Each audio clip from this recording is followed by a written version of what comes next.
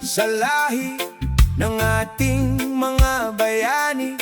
Sa panahon ng himagsikan hanggang sa panahon ng hapon, lahat sila ay tumayo at nanindigan ayon sa kanilang pinaglaban na prinsipyo. Dugo ay inialay, simbolo ng katapangan.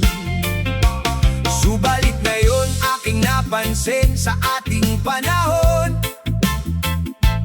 simbolo ng kaduwagan ang umiiral sa mga kapita-pitagan. Yung mambabatas sa debate pa lang ay mga takbuhin na at bahag ang buntot.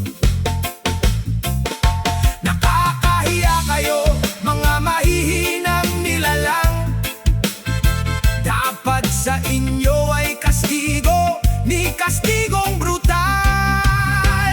Sabi nga ni Ka Enrile, hindi mo kayang tumayo sa gitna ng apoy, kaya takbo at tuli ng tanging alam. Sabi naman ni Ka Andres, aputula ulo, hindi atakbo, aputula paa, hindi pa rin atakbo, apitek aute, natakbo at tulin. Mga wala kayong uten. Ito ba'y kagalang-galang na ugali? Mga ugaling duwag na takbuhin.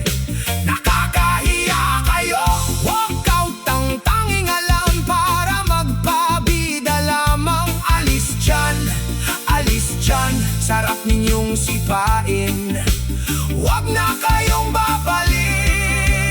Sabi nga ni Ka Enrile, hindi mo kayang tumayo sa gitna ng apoy, kaya takbo at tuli ng tanging alam. Sabi naman ni Ka